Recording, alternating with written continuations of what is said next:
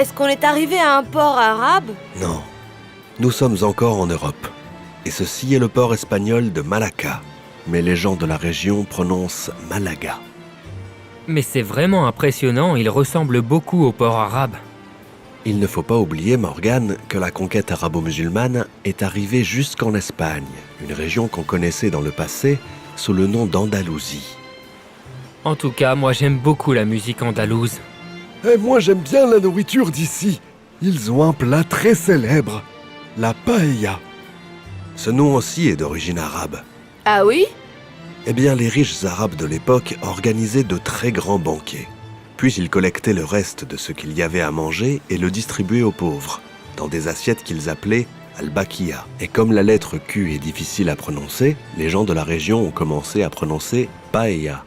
Il faut qu'on aille manger la paella. Ou bakia, peu importe.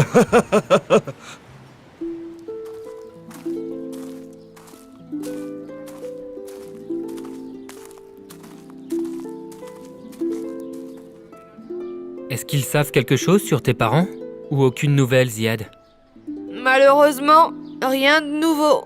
On les retrouvera si Dieu le veut. Puisque nous sommes en Espagne, je vais te montrer quelque chose d'extraordinaire que tu n'as jamais vu. Allons-y.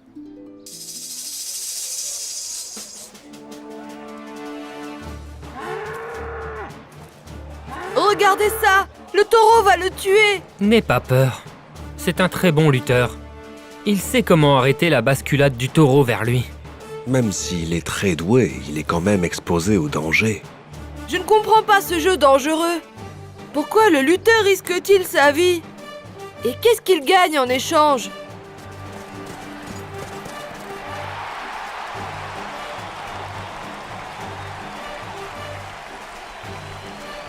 Voilà ce qu'il gagne en échange, Ziad. Les applaudissements et l'admiration. Mais il peut se blesser comme ça, et peut-être même mourir. C'est bien, tu penses avec raison et sagesse, Ziad, malgré que tu sois petit.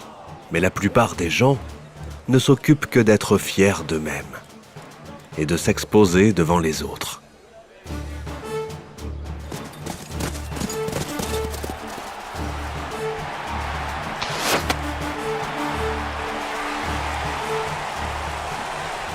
Comme il est courageux.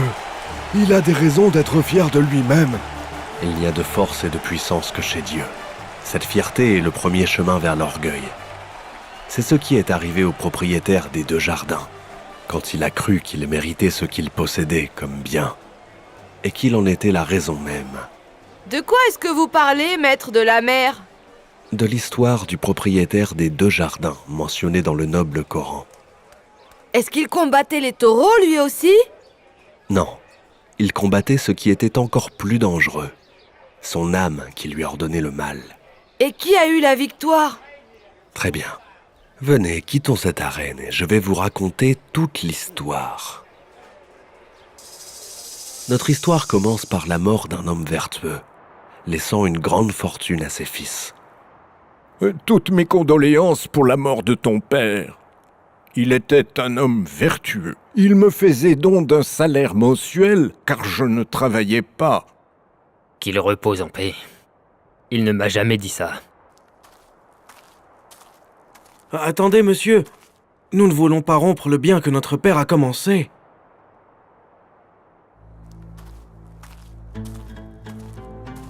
Combien lui as-tu donné? Je ne sais pas. Je n'ai pas compté. Tu gaspilles notre héritage. Je n'aime pas du tout ta façon de dépenser notre argent. N'oublie pas que nous sommes associés. Mais je lui ai donné de mon propre argent. Quel propre argent? C'est notre héritage à tous les deux. Écoute, Tamlika, il est temps pour nous de diviser cet héritage. Maintenant? Oui, maintenant. Qu'est-ce qu'on attend? Bon, d'accord. Comme tu veux, mon frère. Notre père nous a laissé 6000 dirhams. Nous les diviserons équitablement. Chacun de nous aura 3000.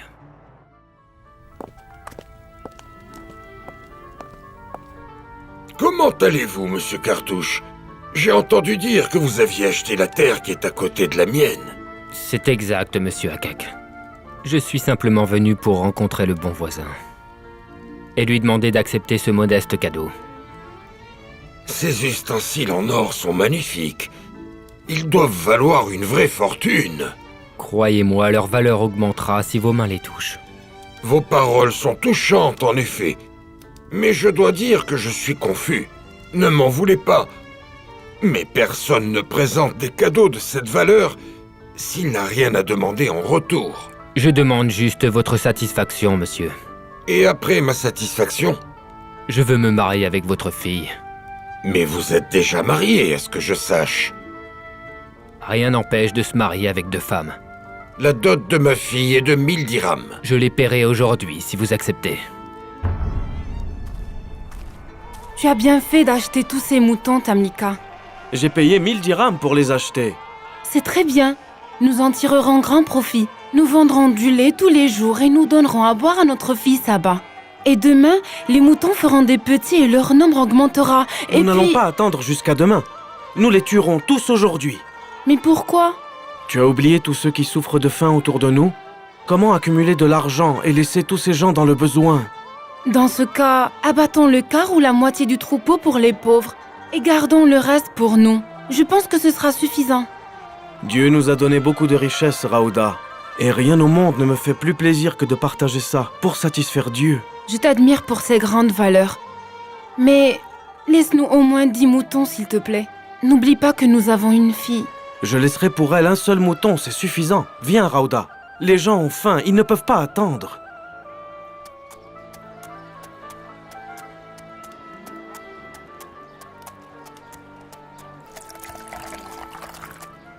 Que Dieu bénisse ton mariage, mon frère. Qu'est-ce que c'est? Tu te moques de moi? Hein? Mais pourquoi tu dis ça, mon cher frère? Pourquoi portes-tu ces vieux vêtements abîmés devant mes invités? Ce sont les meilleurs que je possède. C'est l'habit de notre père, tu ne t'en souviens pas? Et en plus, tu viens jusqu'ici à Dodan? Tu n'as pas une calèche tirée par des chevaux? Qu'est-ce que j'en ferais? Elle ne me servirait à rien dans les montagnes où je vis. Et personne ne peut avancer au milieu des rochers, à part mon ami ici. Tu considères cet âne comme ton ami? Et tu as l'intention de le laisser s'asseoir entre les gens? Cartouche, tu ne nous présentes pas ton invité? En fait, c'est un ancien ami. Dis-moi pourquoi tu achètes des vêtements à 1000 dirhams, Tamlika? Ce que t'a dit ton frère t'a dérangé à ce point? Et ils ne sont pas pour nous. Venez, madame. Combien sont les membres de votre famille? 14. Tiens, Saba, porte ça pour cette dame. Que Dieu te bénisse, mon fils. Et vous aussi, madame. J'ai compris. Comme il est bon ton cœur, mon cher Tamlika. Grâce à Dieu, tu ne m'as pas contredit cette fois-ci. Je te contredis des fois parce que je me fais du souci. Raouda, si l'argent pouvait acheter l'au-delà, alors il serait stupide d'acheter la vie d'ici-bas avec.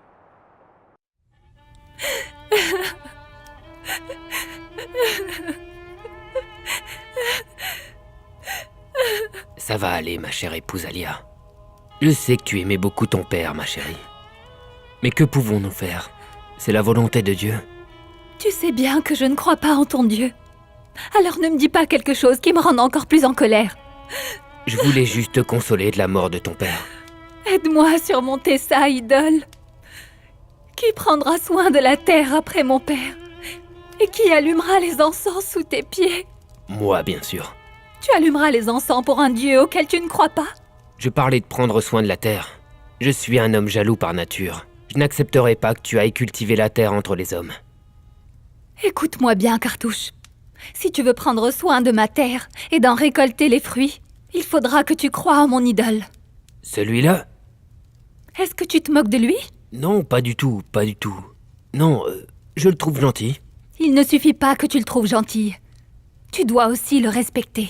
Je le respecte, évidemment. Je le fais pour toi. Et tu dois prier devant lui. C'est ma seule condition. Prier devant lui? Je crois que nous sommes d'accord maintenant.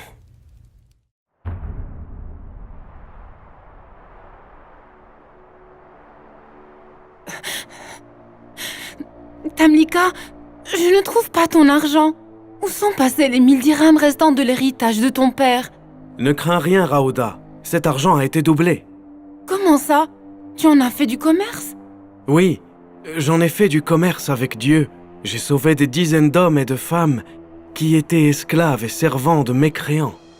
Oui, mais maintenant, comment allons-nous vivre? Comme nous avons toujours vécu, Raouda.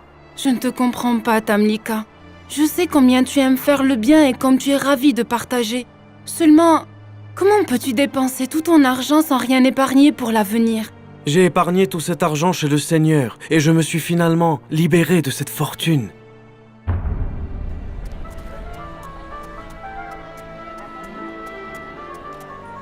Ilala, qu'est-ce que tu fais ici? Eh bien, comme tu le vois, je vends des dattes et je mange ce que je récolte de mon travail. Je ne veux pas que tu fasses ce travail. Et dis-moi, où étais-tu lorsque nous mourions de faim?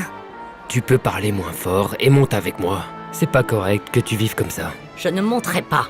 Tu désobéis à ton mari? Ça y est, tu te souviens maintenant que je suis ta femme? Je t'ai dit de monter et je t'expliquerai tout. Quels seront tes arguments cette fois-ci, Cartouche?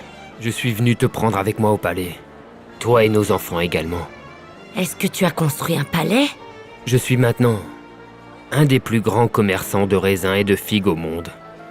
Je fabrique les meilleurs vins qui puissent exister.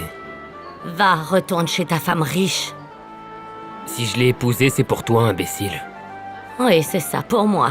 Oui, tes enfants hériteront de son argent. Car aujourd'hui, il est devenu entièrement à moi. À moi tout seul. Est-ce que tu comprends?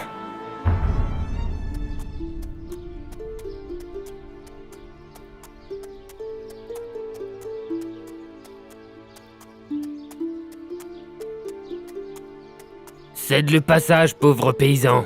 Attendez un peu, s'il vous plaît. C'est le chemin de mon palais. Éloigne-toi. Voulez-vous que je tombe dans l'eau? Quoi? Tamlika? Cartouche, mon frère, comment vas-tu? Comme tu vois. Et toi alors? Qu'est-ce qui t'est arrivé? Je vais très bien, grâce à Dieu, mon frère. Tu appelles ça aller très bien? Tu as perdu ton argent chez les femmes ou au jeu de hasard? Si tu veux savoir comment je me porte, eh bien sache, et c'est bien grâce au Seigneur, que je n'ose pas m'approcher du péché. Et est-ce que ce n'est pas un péché d'être aussi misérable? Quelle misère! Je ne souffre de rien. Regarde ton visage pâle et tes vêtements déchirés. Passe me voir à mon palais. Je te ferai à manger et habiller. En tous les cas, merci, mon frère. Et amène tes enfants aussi. Combien d'enfants as-tu maintenant? Je n'ai que Saba. C'est tout? Moi, contrairement à toi, j'ai 7 garçons. Et je veux encore en avoir davantage. Pour qu'ils s'occupent de la terre après moi. Que Dieu bénisse tes enfants et ta terre. La terre ne meurt pas, et rien ne peut lui arriver. Ce qui compte, c'est avoir beaucoup d'enfants. Pour qu'ils cultivent cette terre. N'oublie pas de venir me voir, mais ne dis pas aux servants que tu es mon frère. Tu connais mon statut en tant que grand commerçant et agriculteur, hein?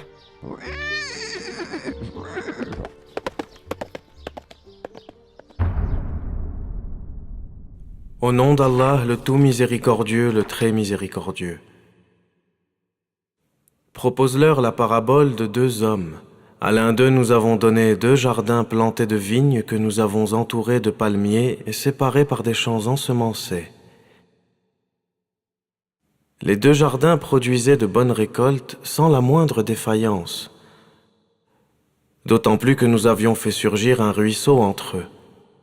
Il récolta donc ses fruits et dit, au cours d'une conversation à son compagnon, « Je suis plus riche que toi et plus puissant aussi grâce à mon clan. » Il entra dans son jardin et se fit tort à lui-même en disant, « Je ne pense pas que ce jardin puisse jamais dépérir.